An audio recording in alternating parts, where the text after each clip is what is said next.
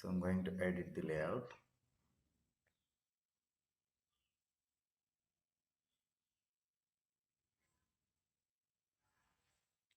In the related list, add those payments. It's already there. No need to worry.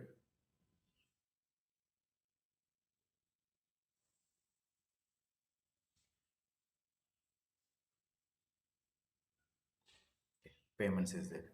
So what my requirement is, whenever a new student is created,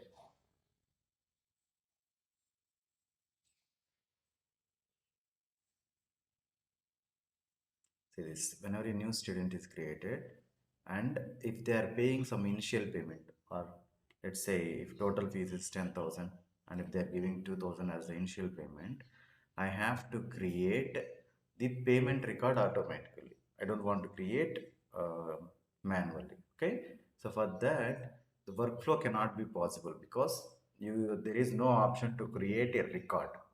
Only task can be created. Okay, for that I'm going to use this process builder. Let's use refresh, because we have created a lot of fields and others, right? All they will be available when you refresh the page.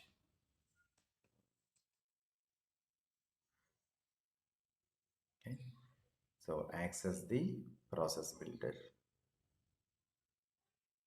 Okay, under one, select create a record, right? So create a payment. Okay, this should happen only when a record is created, right? So change record type. What record it is? Payment.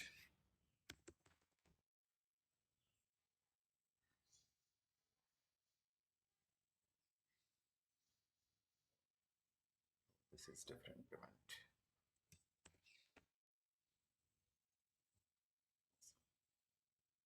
Okay, so this is the payment.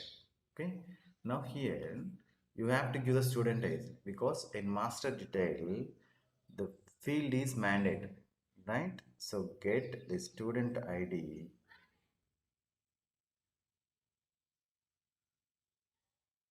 get the student id from using field reference. So field reference means you can use the current record id. Say this student record id.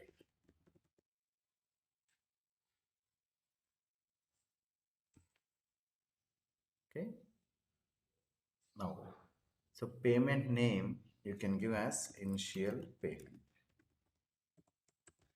Okay, now amount is required, right? Payment amount, say this amount is also should come from the student initial payment, right? So initial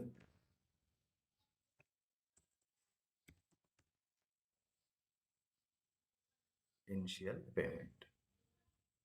Okay, so this is what we have to create. Means one payment record should be created under student, so we are giving the student record id, then payment name is initial payment, it is giving amount we are giving, right? Save this.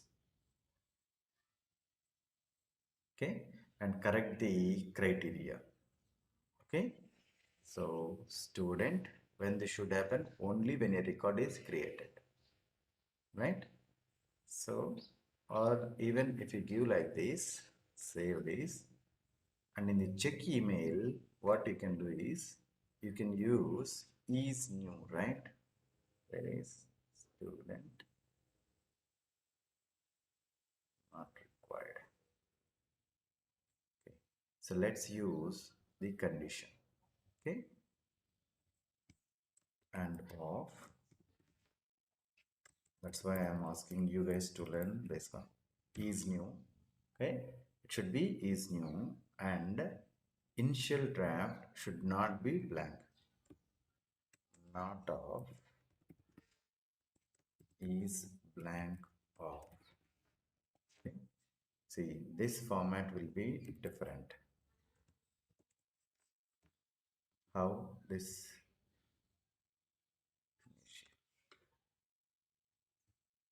See this, how it is referring the field with square brackets, inside the square bracket object name dot field name. In workflow it's not required, simply it can be taken. Okay, save it. Okay, now let's go and save this. Okay, activate it. If you don't activate, it won't work.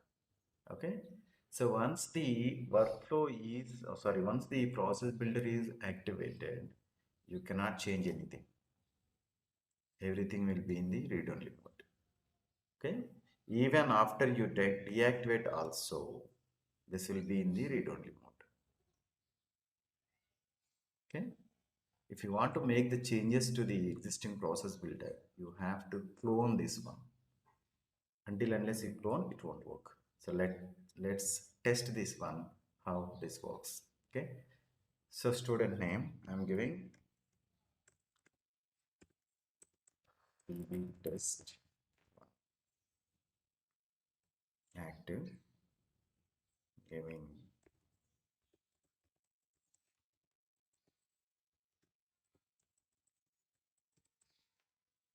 initial payment, giving 1000, total fees 20,000. Okay, I'm selecting a training.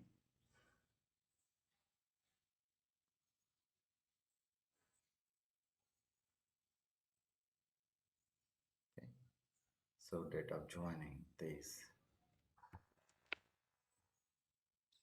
save.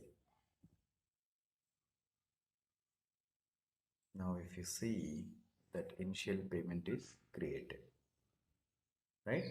So that one is done, and another thing is you have to create another one called, so just, so try this one, and another one is create a field called balance, formula field. Balance amount will be total fee minus initial fee.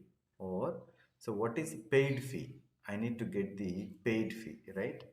So to get the paid fee on the student object, you can create a roll up summary field, right?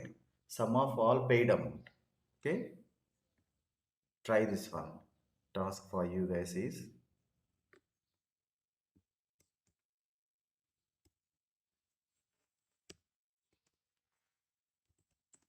create a formula field, sorry, roll up summary field to get all paid fee, and create a formula field to calculate balance fee. Okay, means roll up summary field is sum of paid amount. Okay, then whatever the total paid amount will be getting, and then you have total fee. Total fee minus paid fee will be the balance amount that you can create as the formula fee. Okay, now another one, whenever balance fee is 0, send an email alert to student. Mail alert to student if the balance fee is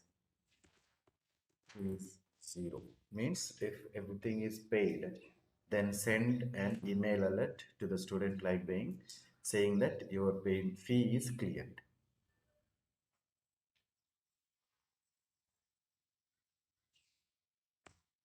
Okay, fourth one.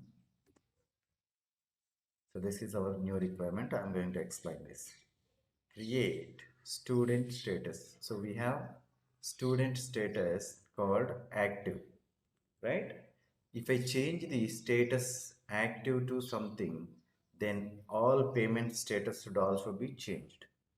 Okay, so for that, let's go to the payment object.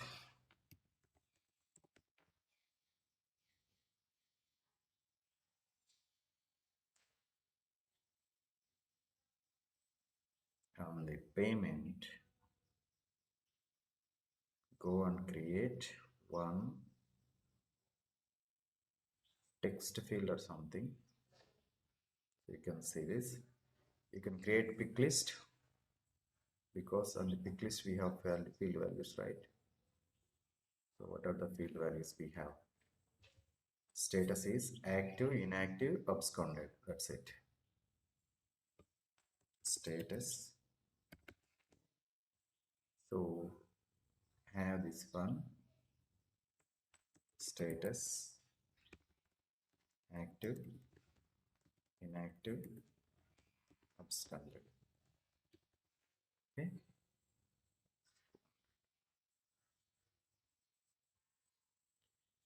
Okay. Just next.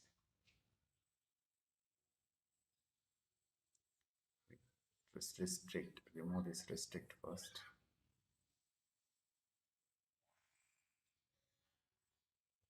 This is all.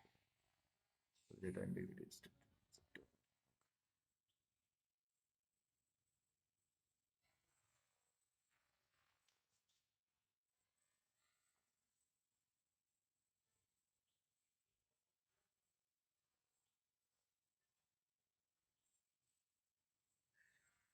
Next. And save. Okay.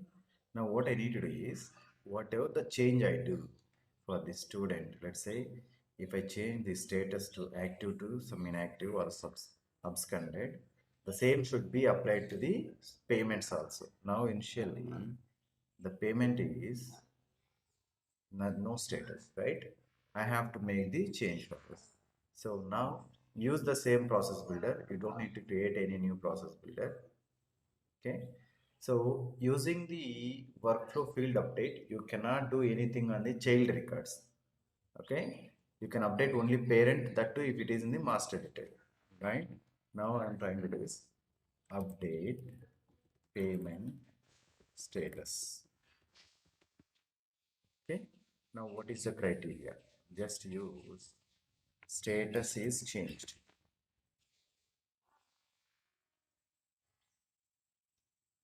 Status if is changed equals to true, means if there is a change in the student status, it should be applied to the payments, right?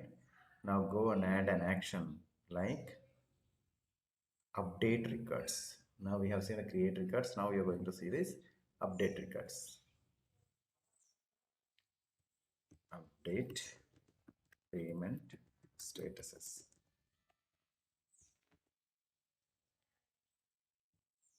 Payment status. Now select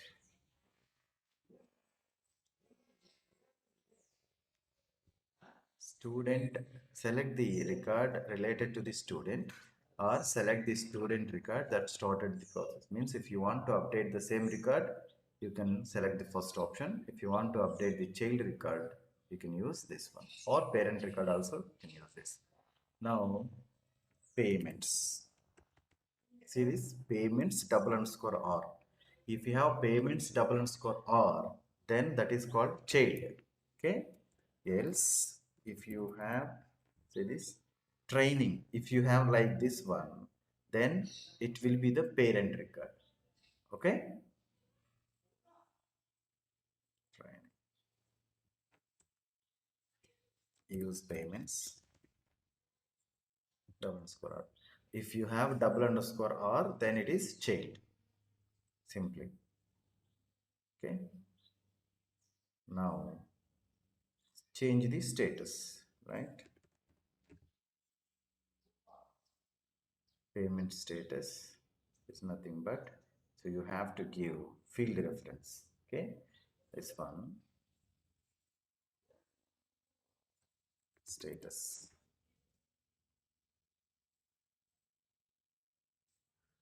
Save this. Once you made the changes and everything looks good, then activate. Okay, now let me go to the student. Update the status to inactive.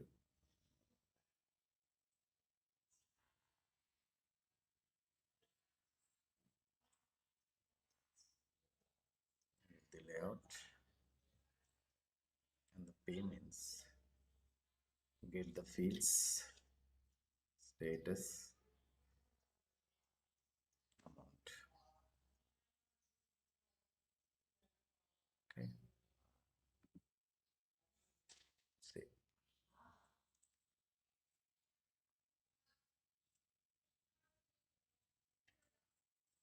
Now here, this is inactive. Now go ahead and change the status to active.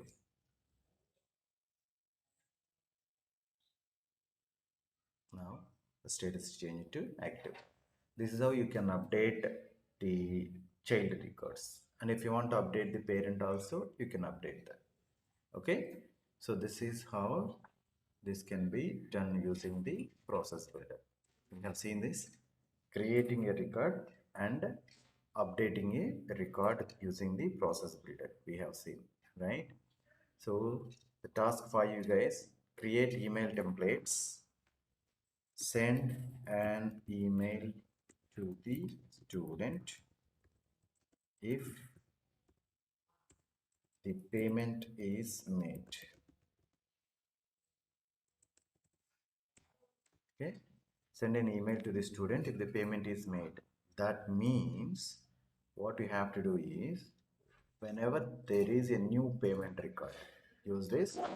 Say there is 10,000, right? Still it is 1,000.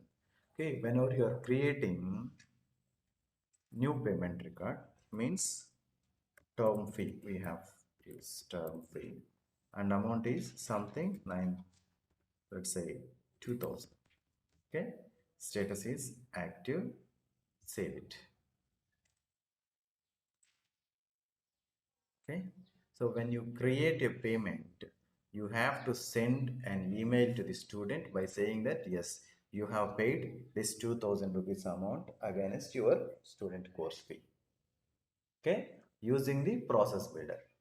Okay, here there is a lot of confusion and a lot of difficulties on this one.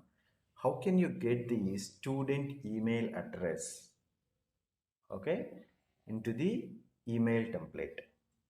This is a bit difficult. For that one, create a formula field called student email on the payment record. Then get that field information. Is this payment? Yes. Okay. I'm not going to create. I'll show you how to get this one. Okay. Or what you can do is, you can create a form. You can create a field called payment email. Okay, email, student email on the payment record, and when a student record is created or payment record is created, do a field update, get that student email into the payment record immediately. There are two things have to be done. Okay, get the, so create a formula field, sorry, create a field, email field on payment, and on creation of payment, get the student email into this field. Okay, then when the payment is made, send an email to the student saying that your payment is done.